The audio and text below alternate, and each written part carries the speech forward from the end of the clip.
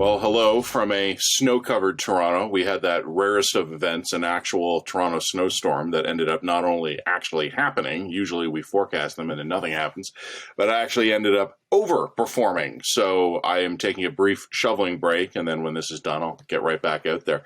I want to talk to you about an interesting article I read just a few days ago in the Toronto Star. Columnist Susan Delacourt there had said that traditionally she had been a supporter of restoring and repairing 24 Sussex Drive, nominally the official residence of the Prime Minister, but that she's changed her mind. She says the high cost of the project, plus the fact that essentially the Prime Minister has been living in Rideau Cottage for so many years now that it has become the official residence. She's come around to the view that it's time to knock 24 Sussex down and stick with the current residence, which the Prime Minister has not only been in for a few years, but has also already been extensively upgraded for that purpose, plus happens to be part of an already secured federal area.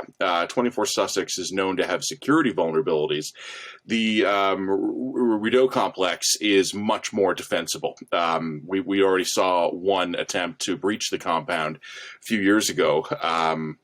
To get at the Prime Minister. The security there is much better. So Delacourt, I think, makes a pretty good argument. But there's one reason I think we have to stick with 24 Sussex, and it's a weird one. I admit this. This is me kind of going out on one of my weird things here. But the reason that we should restore 24 Sussex, no matter how much money it takes, is because it's like a fine. We, as a people, allowed the thing to deteriorate into this because we're incompetent. Our politics is so cheap and broken that we have allowed not just 24 Sussex Drive, but huge parts of the Canadian government assets to fall into a state of disrepair. And the penalty we should pay for allowing that appalling thing to happen should be paying the full enormous cost of fixing it.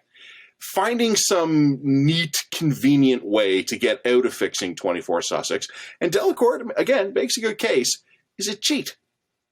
It lets us off easy. We, as a country, are incompetent.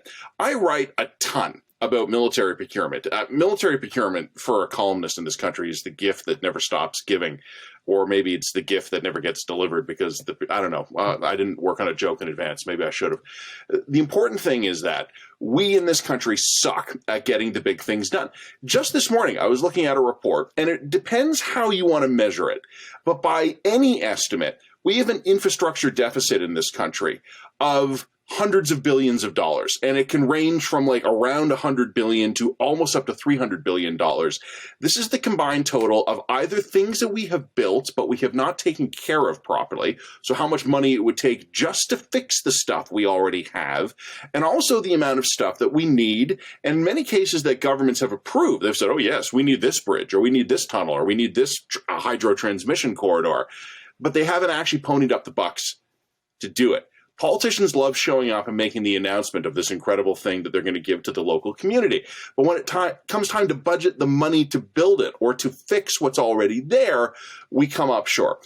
24 Sussex is the tip of the iceberg. It is a symbol as much as anything else, but of a broad-based Canadian dysfunction. We are too incompetent to buy or build new stuff. In fact, we can't even take proper care of the stuff that previous generations were competent enough to get done and leave to us. The penalty we should pay for this gross negligence is the full cost of fixing every last penny of it.